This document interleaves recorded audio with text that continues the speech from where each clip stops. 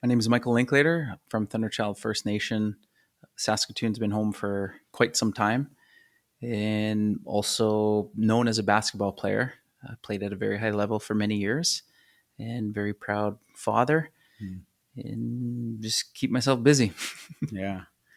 And you played, okay, so I think that's how I know you is through basketball. Yeah. Um, and so you started playing basketball like elementary school, high school.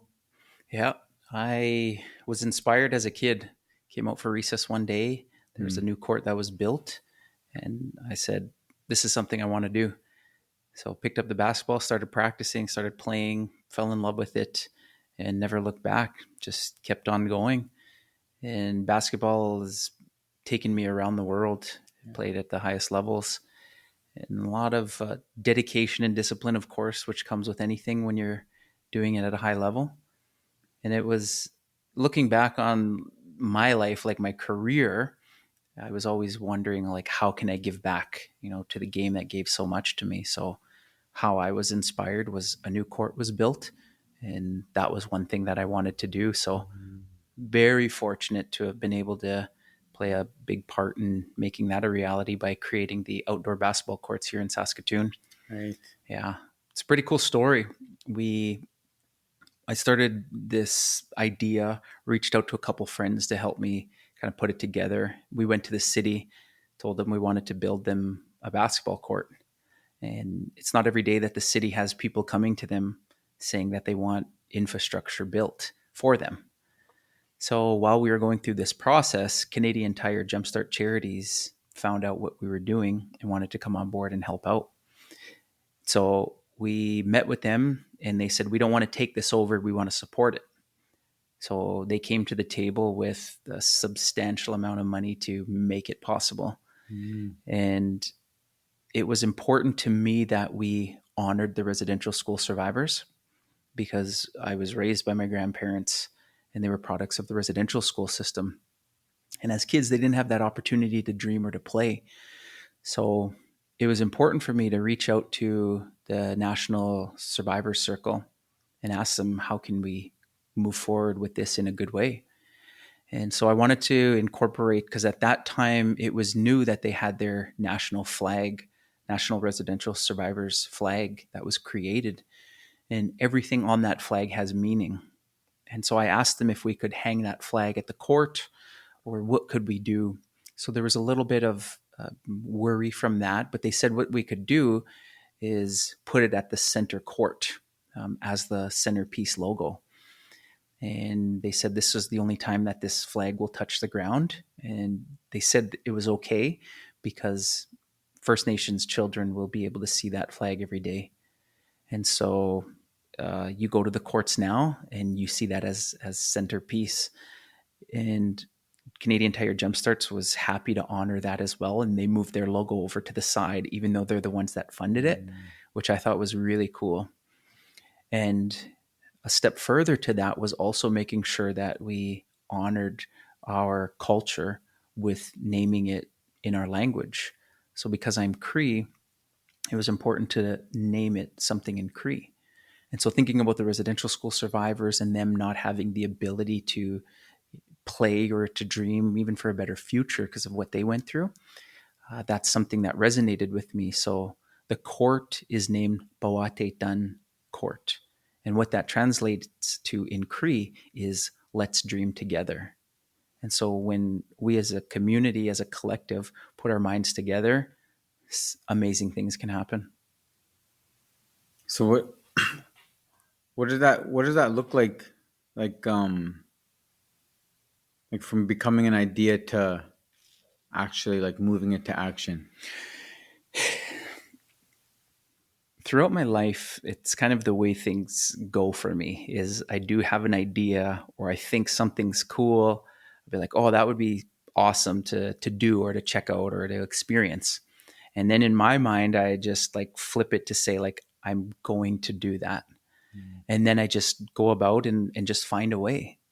And I think with a lot of people who are, I guess you could call them go-getters, you don't wait for things to happen. And it was something just within me that I knew would just become a reality if I just continued to take one step at a time, working towards like knocking on doors and figuring out, finding the answers. Mm. And that's kind of the process for doing things that have never been done before.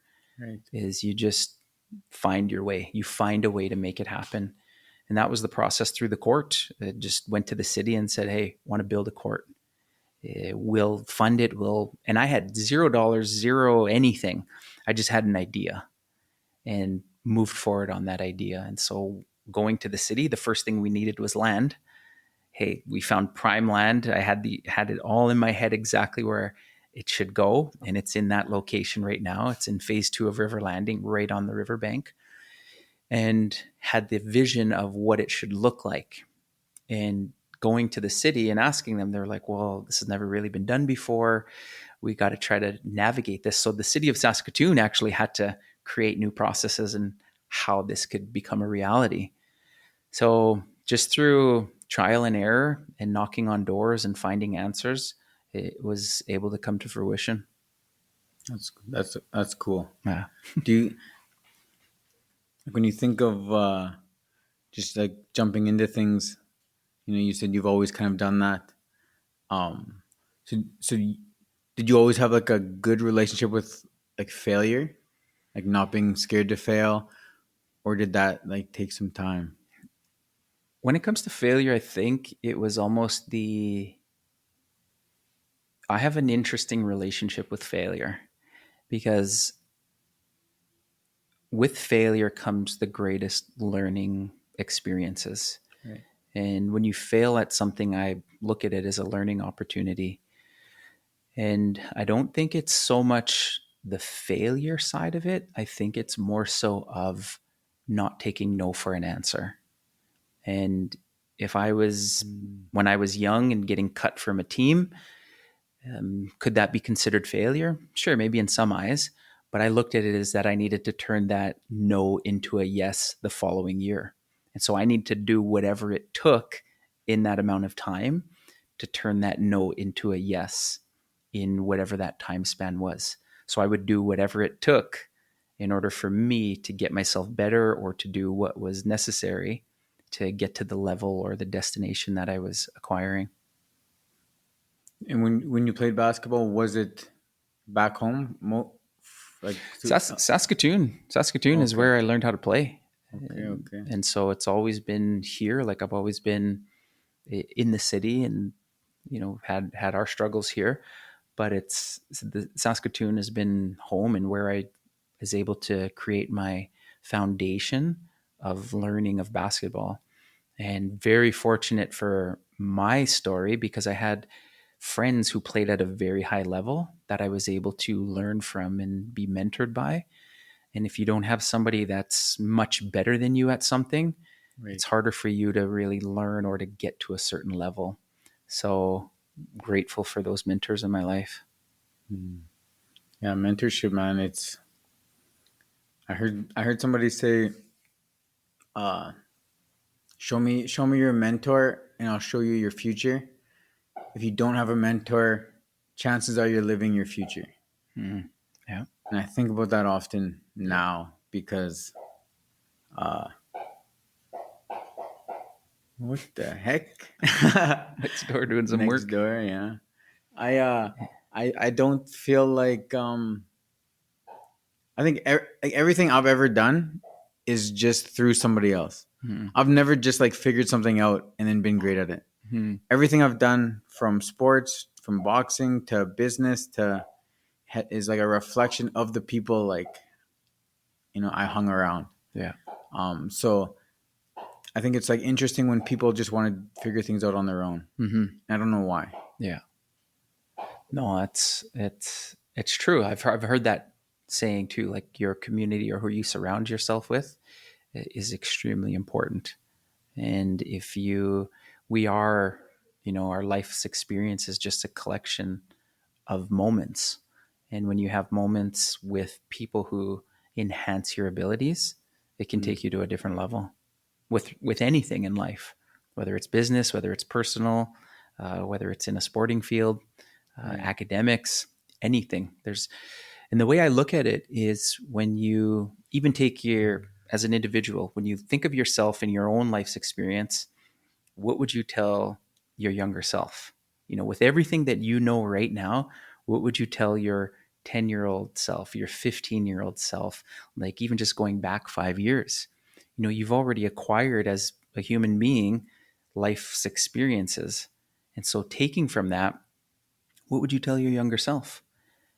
And I think about that constantly because when I meet people who are 5, 10 years down the road of where I want to be, I ask them for that guidance. And Mm-hmm. what are learning opportunities or whatever mistakes that you made? Because one quote that I love and that I share all the time is that, when it comes to even our ceremonies in our ketea, our elders, our wise ones, why it's important we listen to the old people or to our elders, it's not because they've always been right, but it's because they have the most experience at being wrong. And when you think about that in life, you've made mistakes. And when you see somebody else who's going down that same path where you made that mistake, you can predict 100% of the time exactly what's going to happen to that person going down that road. Right. So you try to persuade them from doing other things, like our young people. We were all young once, and we made silly decisions.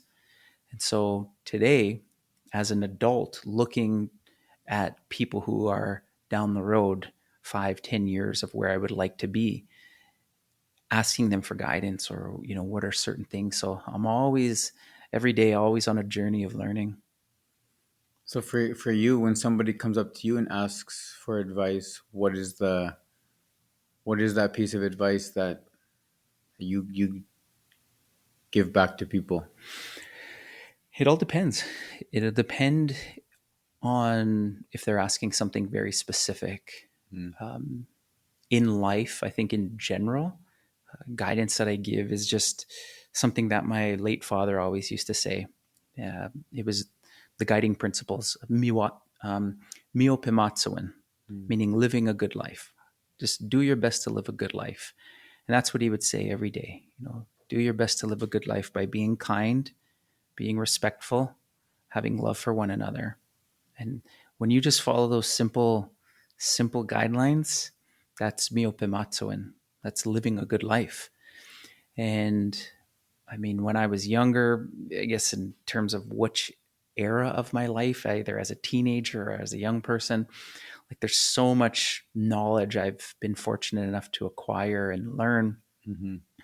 that if it's something very specific, um, so it all depends on where they're asking, but really just those guiding principles of being kind, respectful to one another.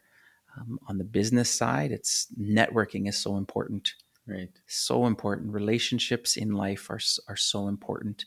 And by being kind and respectful to absolutely everybody you meet, you have no idea who you're talking to. Um, you have no idea what they're going through or even who they are. And that's been my experience a lot of the times where just by it costs nothing to be kind. And just by being kind to random people who I've bumped into has come around uh, tenfold. And I don't do it because of that, because I'm expecting something in return. Right. It's just the way our ancestors lived within our communities. They took care of one another. They were kind to one another, and it's something that I live by because of my late father. It's something he always instilled in me. So for if you took away business, if you took away basketball, how would you define yourself? I on a the way I view myself and that way I view human beings in general based on my upbringing, culture, and spirituality is I would define myself and how I define people in general is that we are infinite beings inside of a physical form. Mm. And one day, when we have very limited time in this physical realm, one day we will get called to go back home to the spirit world. So me as I identify as myself, without those other labels, is we're spirits. We're spirits embodying this physical form for a duration of time. And when we go back to the spirit world, we go back home to visit with all of our ancestors. So that's the way I've always viewed myself and others. And I know that some people in the business world that I've spoken to get intimidated when they meet somebody who is of high stature. And I always tell them that they're human just like you. Right. So it's something that I've learned from Miopimatsu in treating everybody equally in terms of whether they have some label of status. To me, that doesn't matter. And furthermore to that is what matters to me is how you treat people. How you treat people, especially if they can't do anything for you. Because I think in the business world that I've found is so many people are looking to meet people who can do something for them. Right. Rather than you as an individual just being kind and offering help wherever you can, not expecting anything in return, I think is something which really goes back to our traditional teachings as Neheoak, as Cree people. It's something that our ancestors have taught to our elders who are teaching us. And I think we get away from that. And even what you were saying too, you're a collective of your experiences where everything that you do, you've learned from someone else. And it's the same thing with me. Like a lot of the things that I share, the old people say it all the time. Mm-hmm. And I think why kids, and I know this from my own personal experience, I think kids tend to tune out the old people when they're talking because they don't think they have anything in common because of the generational divide or gap. But again, I remind kids that if you actually listen to what they're saying, it's very simple and practical. Right. And it's what I apply to my life on a daily. Yeah. The whole simple, even when you read books, when you listen to a podcast, you can tell that the people that have done amazing things, the way they speak, the way they write is simple. Or it's like, I get a lot of like self-help books. They all say the same thing. That's because it's simple, and there's not that many rules you need to follow. It's like do these things, and like here's it from this perspective. Here's it from the. And when you start reading these books, listening to these podcasts, you realize they're all saying the same thing. It's just from a different angle, from a different life experience, but it is the same thing. And I think that's the power in it. Because when I think of boxing, coaching boxing, it's simple. It's like we're going to throw a jab, and then we're going to do that 10,000 more times. And then we're going to throw a hook, and then we're going to do that 10th. And it's just like, there's not much to it. It's just like, but let's just get really good at these things. Yeah. And that's how I feel like life can be. Mm-hmm.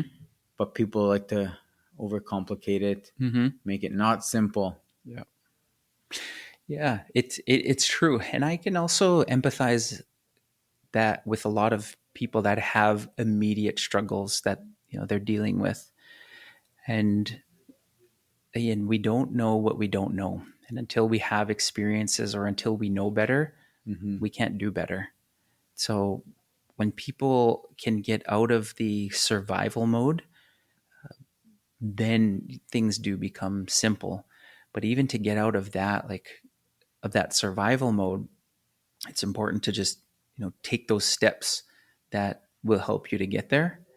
And of course, it starts with reaching out and finding help Right. wherever you are in your life, because I do realize, a lot of us struggle. A Mm-hmm. lot of us struggle in life, and we're sitting here talking about, how simple things can be, and it's true. but it's also important to recognize that there are a lot of struggles that people have that they need to work in getting through. Right. And so I recognize that, but it's something my mom shared with me when she was young, is that she went to residential school, and she always said that she never wanted to be a victim of residential school. Right. She wanted to Gotcha. be known as a residential school warrior.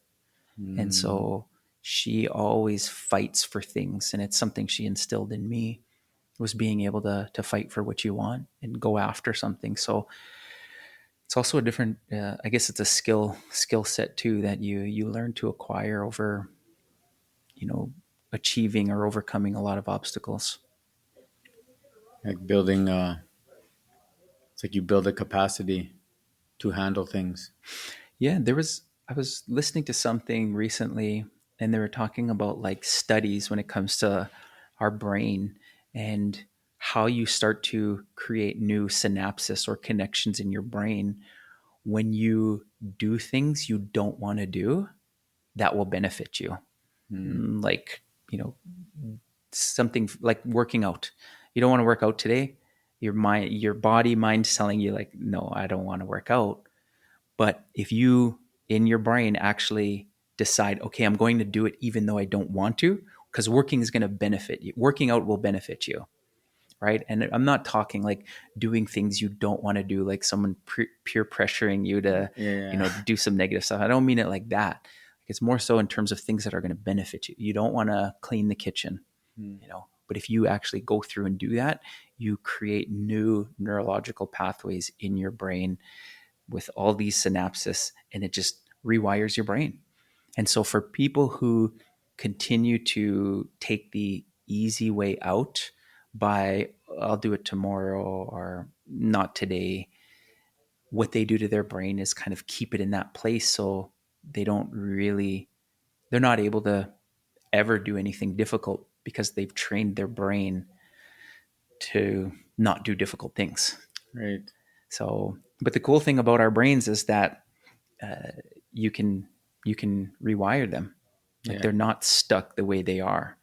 So we can change that because of neuroplasticity. And through that, basically meaning we can mold our brains to however we want them. And sometimes it takes us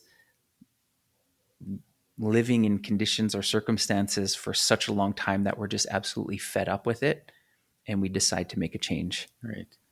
And after that first change, you make others, and so on and so forth. And you start stacking those changes or stacking habits, and then you create a lifestyle.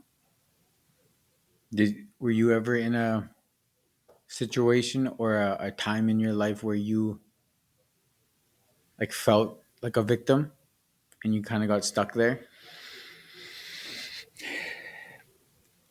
I wouldn't say, you know, there's times where I felt, I don't know the word to put on the feeling. And I don't know if I would use the word victim, but throughout my life, when I've dealt with people in positions of authority and abusing that authority, and me not having the ability to do anything about it at that time, Right. it's a really interesting feeling, because there's, you know, I felt upset, you know, like just dealing with racism. Like I remember one time I was walking in the mall, and security guards were trying to escort me out because I think it was after hours or something. It was just passing through. But the racial comments that they made towards me as adults, and I was just a kid, you know, Mm. stuck with me to be like, what are you thinking? You know, in my mind, to them, like, why would you say something like that? Or why would you do that? And so growing up with that, it was just like, I always wanted to do things or be in a position where I could change people's perspectives when it came to the way they viewed us as First Nations people. And so by doing that, the best way you can do that is by being the best person you can be. Right. And so it's leading by example.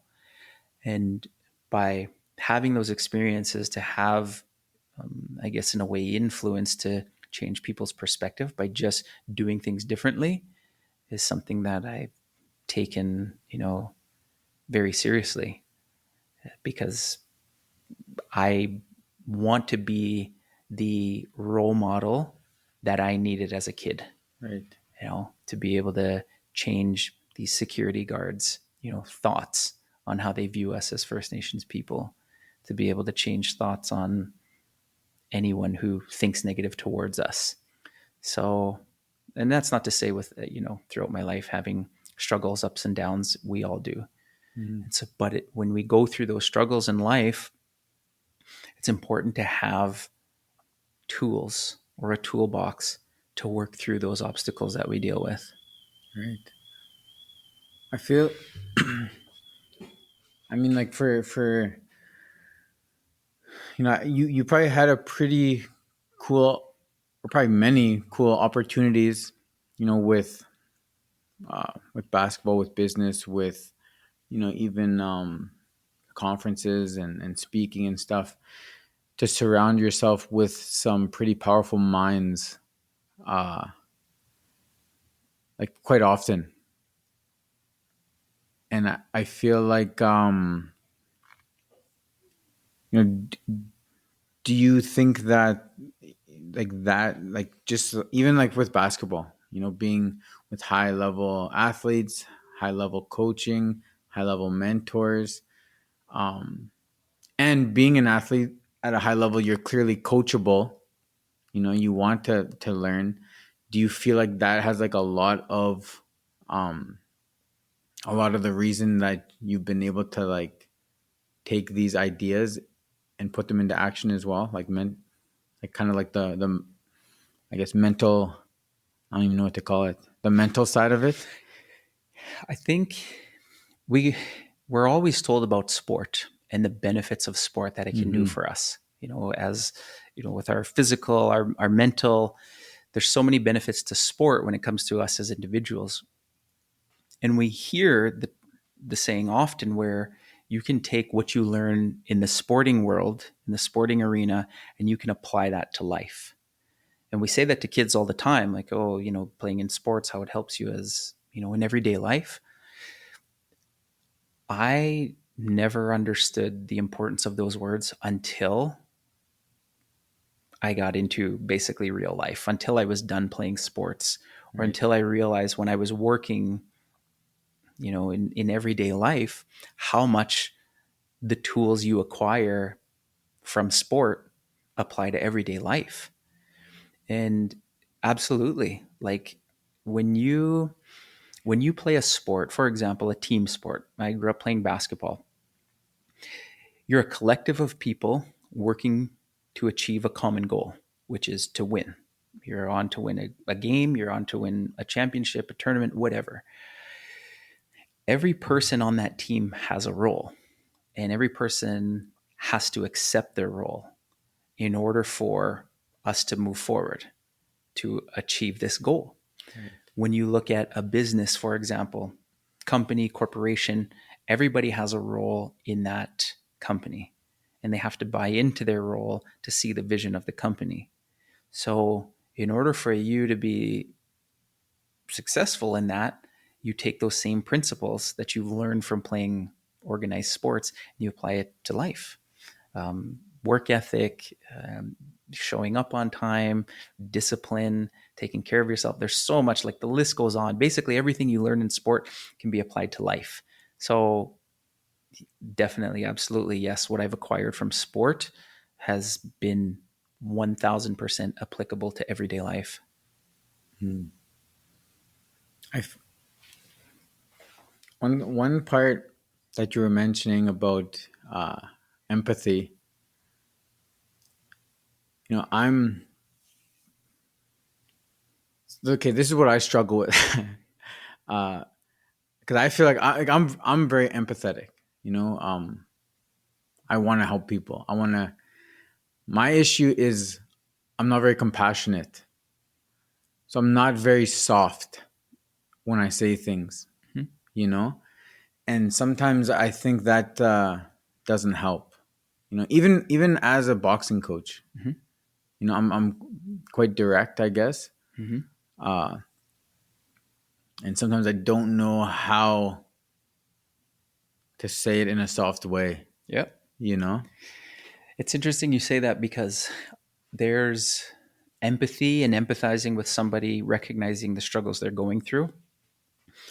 But then there's also sympathy. And I think what I'm hearing is that you don't really have room for sympathy because sympathy in your mind doesn't actually help them. Right. You have the knowledge in your brain that you know if you do this, is the outcome. And so you don't need in your mind to say like, "Oh, I'm so sorry you're feeling this," like da da da da da. You don't feel the sympathy part. And that's something that I've come to recognize even within myself is it's something where you know what needs to get across. And so in terms of the compassion, you are empathetic of their situation in boxing or coaching. But in terms of getting it across, sometimes it doesn't resonate with them. And what I've learned in my playing, like as team captain, as a leader on the floor, being a point guard, you're the one that runs the offense. And when you're a team captain or when you're put in a leadership role, it's no longer about you, it's about the team as a collective. And so you have to take it upon yourself to learn about your teammates Right. or your colleagues and what they respond best to. For me, I had players and teammates who needed me to like chew them out and just cuss at them, yell at them. And that's what got them fired up. And that's what they responded to. I had other teammates where I needed to just go up and speak to them and say, "Hey, you're doing a great job. Keep it up." So it wasn't a one size fits all. And when you're in a leadership role, you have to take the time to understand what your teammates or what your colleagues require and how they best respond to what you need to get across because you need them to be successful. You're not going to be able to do it by yourself. So understanding how they respond is something that you have to take upon yourself when you're in those leadership roles. You're very wise. Yeah, Thanks. it's how when you like talking about emotional intelligence, and like recognizing, um, how do you shift that like in parenthood, or because obviously when I think about, we have a 2-year old. Like one of the things I want him to be able to do is just like analyze new data, and like comprehend it, analyze it, have a good intent behind what he wants to do with that information, and just like, he doesn't have to be a boxer, he doesn't have to own a business, he doesn't have to do anything that I've done, but I just want his decision making skills and emotional skills to be like, decent. And it's like, that's tricky. No, that's how I wanted to raise my kids, and it's uh, parenthood is really interesting because there's no manual for how to be a parent. There's guidelines, there's things that work, there's studies, all of these things, but then everybody's circumstances are different. We all have our own trauma that we've gone through, unresolved, resolved, different stages in life. And, Dr. Gabor Mate says it best, where he says that no child had the same parent. So if you're a parent and you have multiple children, you are not the same parent to any of those children based on your circumstances throughout that stage of life. Right. And accompanied with that is how your children are different as their own individual, in like as individual children, and their livelihoods, their attitudes, like all of these things, and the generation that they grow up in also shapes them. So I always wanted to raise my kids as critical thinkers. And the way I went about it was I always wanted them to question things. And I was one of those kids that grew up and questioned everything. And that helped me to be a critical thinker myself. And so it helps you to solve problems. And it sounds like that's what you want for your kids. Mm-hmm. And I allow my kids to argue their points with me. And as long as it's done in a respectful way. Right. So once emotions become, involved and it's getting a little bit too heated and things are being said that are not conducive to the conversation, that's when it stops. And so as when they were kids growing up, asking them, telling them to ask those questions, and I've made decisions that they've been able to overturn because they raised valid points. And it Right. wasn't because Right. I'm the parent and I know everything, because I don't. So if they bring up valid points, then that would allow me to change. Okay, you're right. And the example that I can think of off the top of my head was I wanted everybody to come home after school and make sure we did our chores before anybody could do anything. And my oldest had a commitment after school that he needed to be at. And so when I was trying to get the other kids to do what I was asking, they brought that up. They're like, well, Amari's, had something. And I was like, okay, well, that's a great point. I guess we'll start our chores when he gets home. So little things like that. So teaching them to ask those questions. Now I'll say there's been some trying times where, after a long day and the stresses that I was going through and they want to have an argument or something, just like, what, today's not the day for me. Yeah. Because it's something that I encouraged and for them to bring up, because that's how you create critical thinkers Right. in our children. I always wanted that because growing up, there were laws that were, discriminatory towards us as Indigenous people to different races. That was law. And so if you don't ask those questions and if you don't challenge that, the status quo, then things will never change. And it's important to ask those questions like, does it make sense? And then that's how you create critical thinkers. And something I learned, which I wish I would have known when I was a young parent, was how critical those first years are with your child. Right. 0 to 7 are the most important years of a human being's Yeah. development.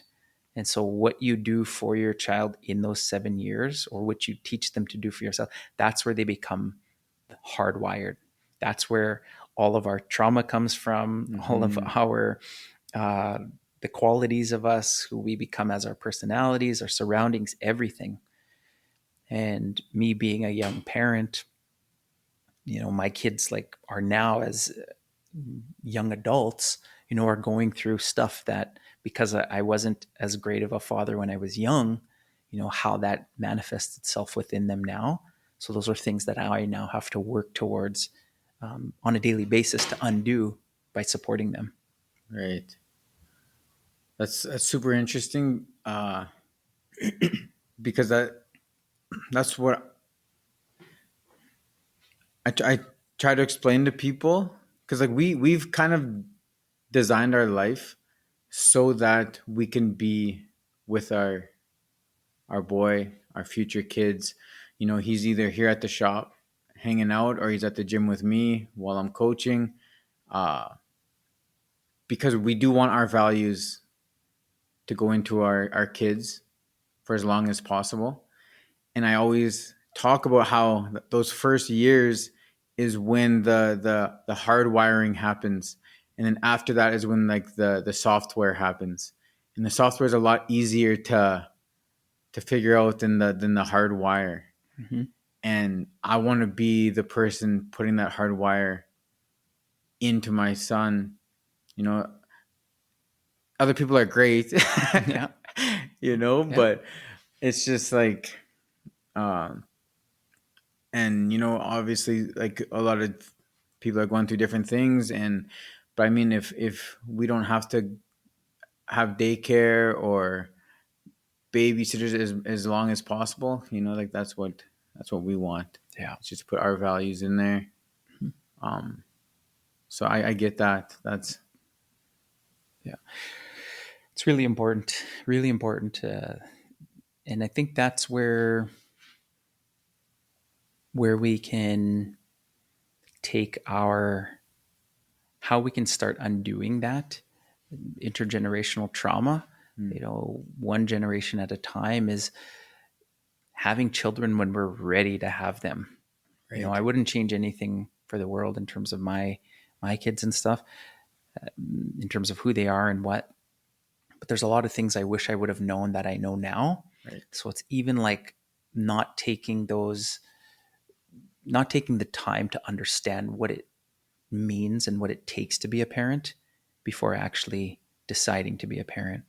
And even having like, financial security, having stability, like all of those things really plays a crucial role in what kind of parent and how present you can be for your children. Right. So, and you said it right, like in terms of the hard wiring, like the foundation, like you're building the foundation of your children in those first 7 years. And everything else after that, you said it's cosmetic. You can change the flooring, you can change that, they can change it themselves, but it takes a lot of work to change that foundation and those pillars that they developed consciously and subconsciously by you as a parent through those 7 years. So as parents, or new parents who might be listening, that's something that is extremely important to really be mindful of. Speaking of critical thinking and tense moments, was there some on The Amazing Race? You know what? My son and I. Oh yeah, there was a lot of moments where you're always thinking, you're always questioning, like what are we doing? Where are we going? But for us, it was important to make sure that fun and us having a really good time was going to be our focus, because win or lose, looking back on that experience, I think, there might be some people who've gone on and just argued the whole time in previous seasons. And you look back and say, well, that was an experience of a lifetime. Too bad we were in a terrible mood the entire time. Right. So it was something that we wanted to make sure that we were really focused on that. And of course, in that game, you have no idea what's coming next. So yeah, it was a great time. And what that was like, what's the farthest west you went and the farthest east you went and the farthest north you went? Yeah, for last season 10, last summer, we were all the way out in Montreal, as far east as we went, all the way out to BC on the Sunshine Coast. So coast to Cool. coast, practically. That'd be fun. Oh yeah, That'd be fun. yeah, it was a blast. That's interesting. Yeah, what was crazy was that we were the first team from Saskatoon in the 10 years that show's been in existence. And we were the first ever First Nations father-son duo on the team, or sorry, on the show. So that was also something that was interesting. But second team in history from Saskatchewan. So it's like, you got to get some more Sask Yeah, people yeah. out here, because there's a lot of great people in There is Saskatchewan. a lot of like, and like, surprisingly enough, like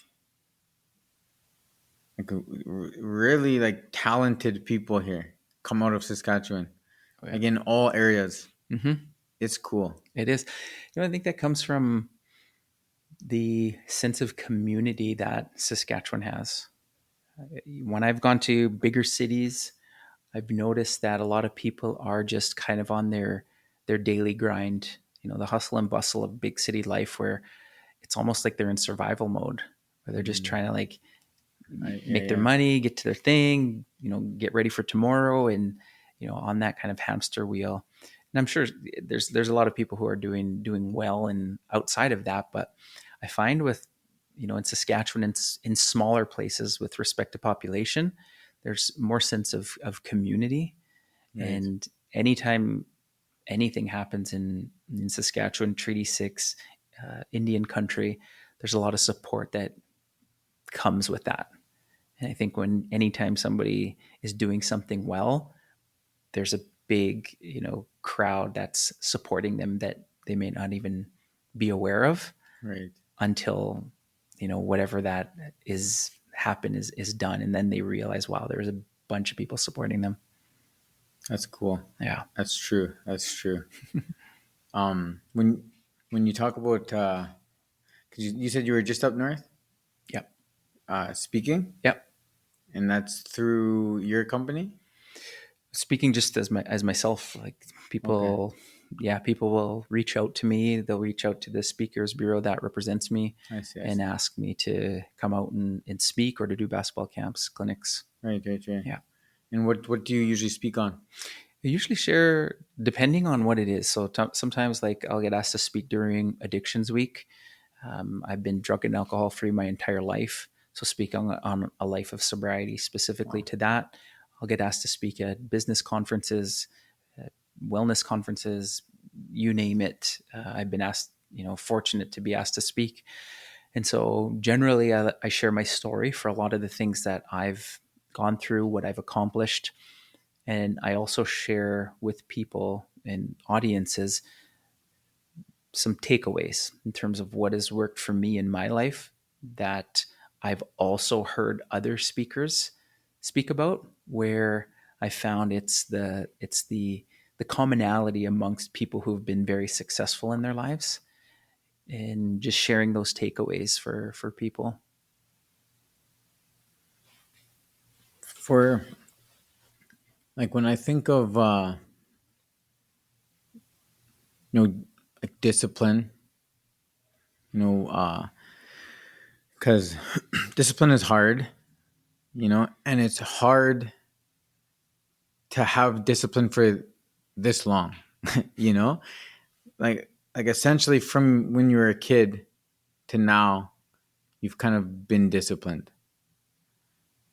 So why do you think you're able to just like kind of stay in that flow state of discipline when for so many other people it's either like they never find it or it's like a wave, it's like they find it for a bit then lose it then find it, you know um why do you feel like it's like just a part of you? I remember when I was young, my mom used to say, because I would get mad. I would get mad or upset when, I was getting in trouble for something. And now the way she used the word discipline was more so in terms of the consequences of my actions. So she used to say love is discipline and discipline is love. And so those words always stuck with me. And as I better understood like self-discipline and the ability to stay true or on task of what you desire, it's a form of love. It's a form Mm, of love for self.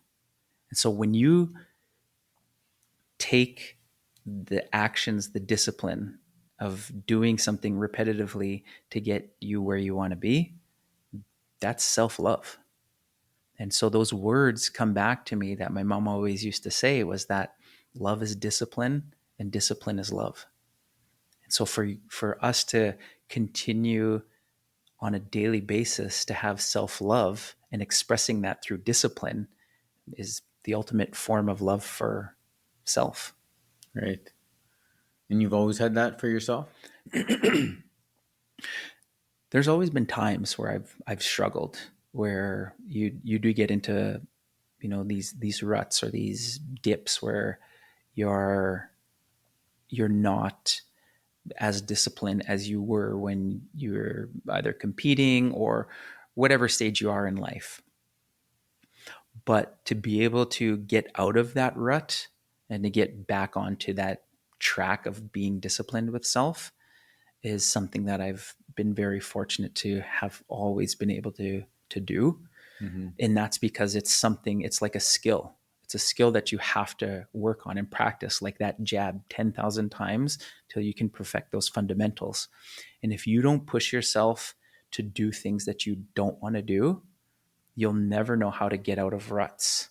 And some people stay living in ruts their whole lives Yeah. and not even realizing that there's a way out of that, and not recognizing like their norm isn't really conducive to their well-being.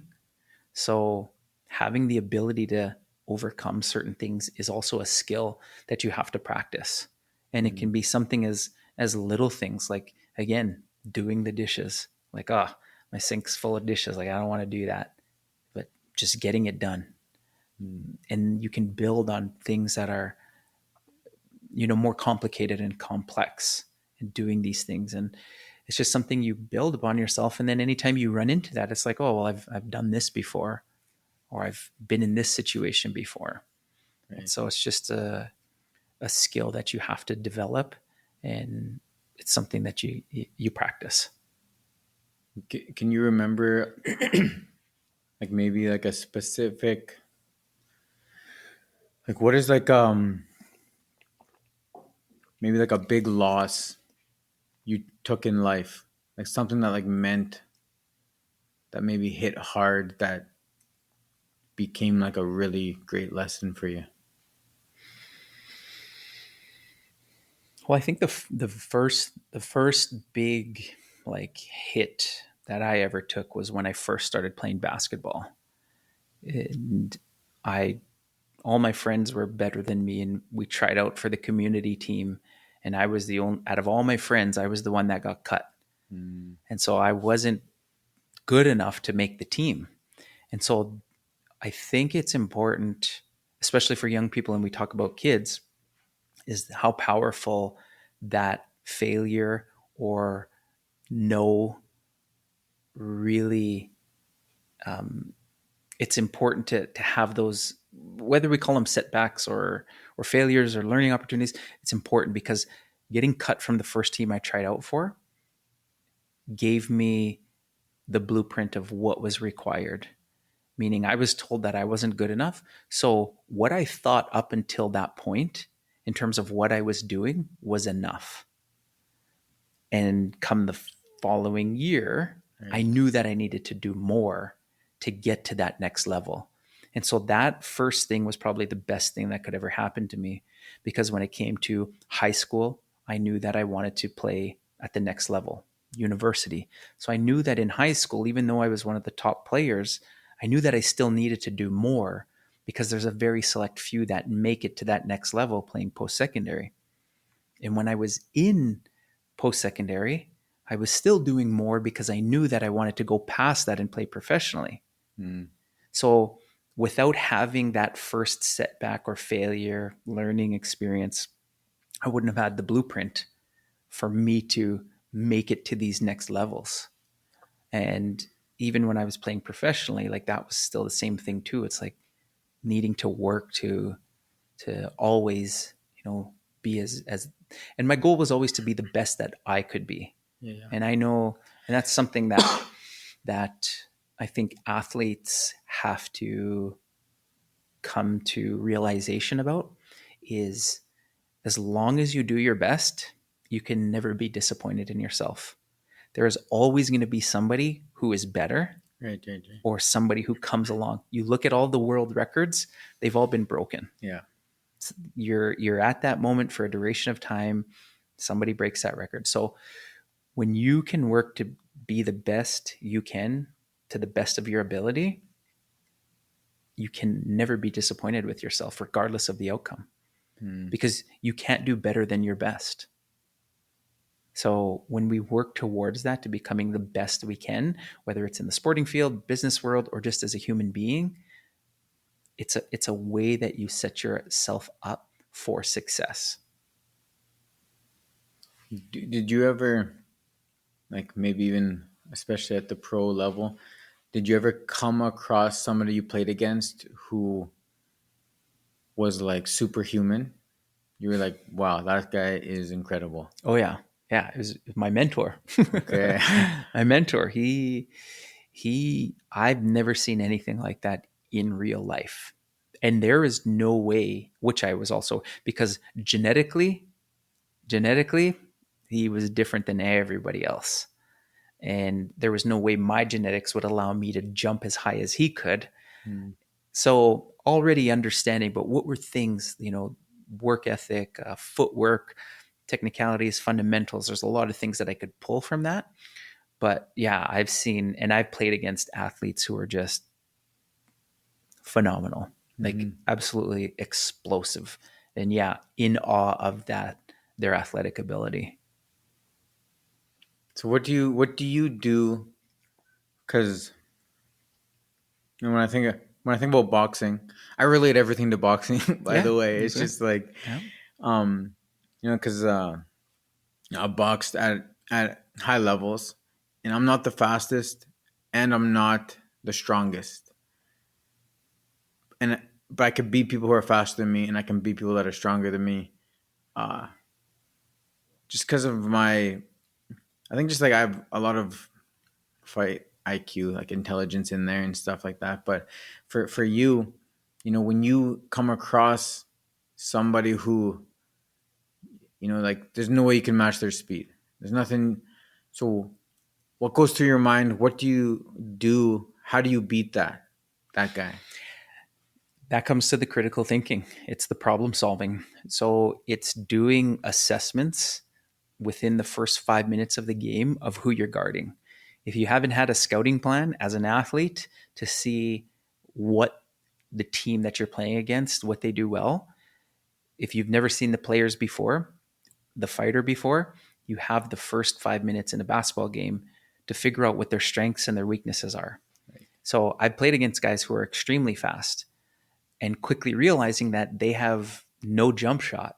So the technique or the tactic is I give them space so I have a buffer zone to stop them because, yeah, they could just blow right by me, but they're not going to take that shot. So giving enough space so they can shoot. Or it could have been the other way, playing against a great shooter that wasn't fast, but having to figure that out in the first few minutes of the game, playing against somebody who was stronger, taller, like all of these things. And that's what I really enjoyed about playing high level basketball was meeting somebody when I'm in my peak condition, peak playing, and they are faster, stronger, in whatever ways better. Because in turn, what that did is it made me a better player because Right. I also had to figure out and how you get to that ability is a saying I like to use is that what makes a good player great are just the little things. It's the little things when it comes to the fundamentals and it's not taking shortcuts on that. So doing the fundamentals over and over and over will give you that ability to be able to always fall back to that degree of preparation. And it's something that I realized, that I really enjoyed was playing against high level players Mm-hmm. who have something where I needed to figure out how to stop them or how to beat them. Yeah, it's fun. It's fun when you're playing a sport, but then it becomes a chess match That's in the exactly what I say. sport. That's exactly what I say. Yeah. It's figuring out those moves a few steps ahead of time. Yeah. Yeah. I fought. So my hardest fight I ever had was against a three-time national champ, All right. and he just won an international tournament in Czech Republic just this last weekend. Oh, yeah. Nice. He's had over 100 fights, Yeah. and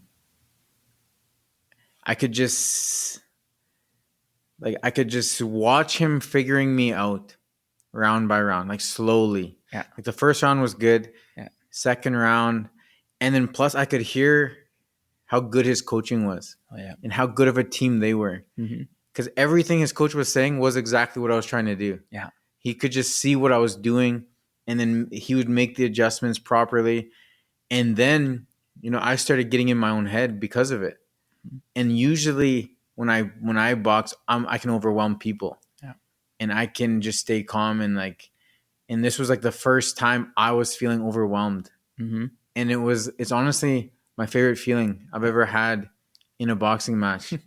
I lost, and I was like so grateful for that, Yeah. to like go through that and feel that and see what it was like, to be like, he's the best in Canada, Mm-hmm. and be in the ring with him and just see how he just adapted. And I'm just like, this is crazy. I Yeah. feel like I'm in slow motion or something. Yeah. And then I started doing things that I'd never do in a fight. Like when I go back and watch it, I'm like, why would I do that? Yeah. But I was just so in my head Mm-hmm. and flustered. Yeah. And yeah, he just figured me out. So what I take from that is what we were talking about earlier, where you had a very experienced coach who could see what you were doing Mm-hmm. and giving that information to somebody who is 10 whatever years behind them down the road. And so that's Right. what we take from life. So he's seen what you were doing because he's done that before. And so for to have a strong coach like that to be able to recognize, again, how that applies to life is when we're talking about business or anything, people who are so far down the road see those mistakes that we're walking into or that we're going to make. So when the coach says to him, watch the left or watch the right, slip, it's because he sees exactly what's happening. So that's how we apply that to our everyday lives. So that's what I take from that story that you shared, which is Mm-hmm. pretty fascinating. I should introduce you to my uncle Vernon. I know Vernon. He was actually, when we talk about the importance of representation and why that matters, you hear that because if you don't see somebody that looks like you in where you're trying to go, it's hard to be that. And so Vernon being able to fight at a high level and travel the world and be national champ, he was somebody that inspired me when I was young.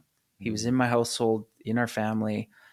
And I remember as I started getting better at basketball, he would tell me, because he told me about his trips fighting around the world, being a national champion, all of that stuff. And then he started saying, he's like, you're going to be the next national champion in our family.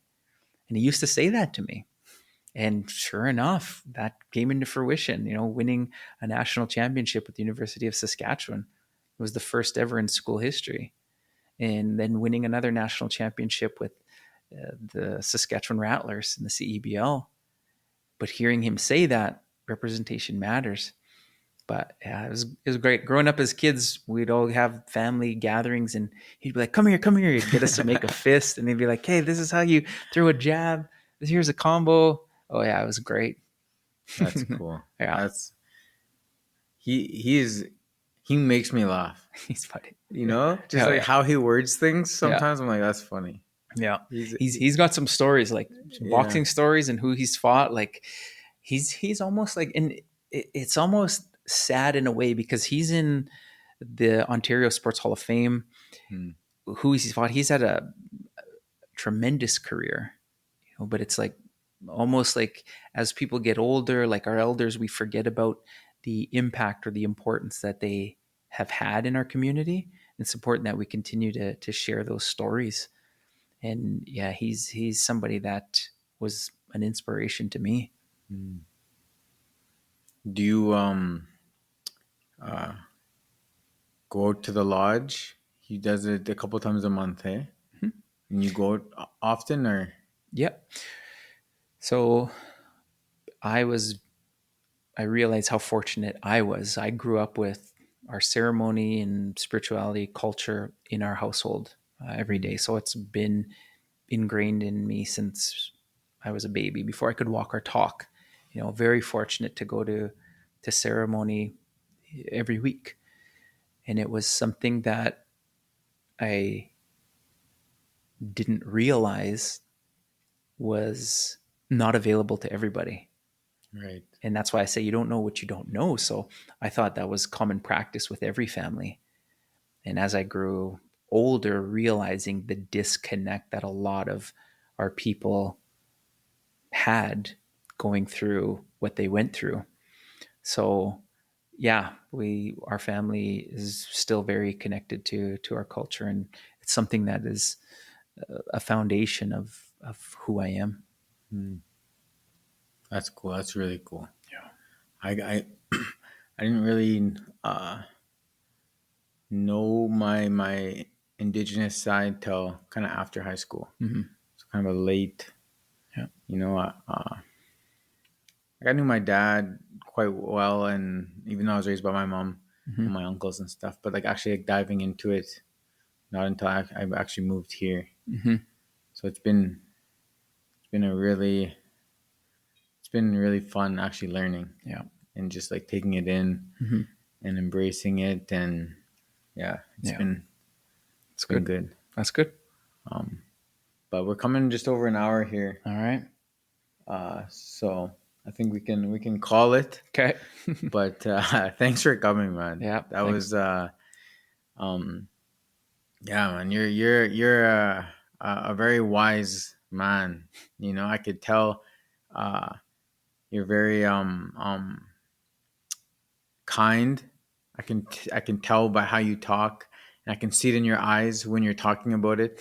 You know, you're very genuine, and I could tell that you just want to help people, which is it's amazing, man. So thanks for coming. Thank you. Appreciate you. Yes, sir.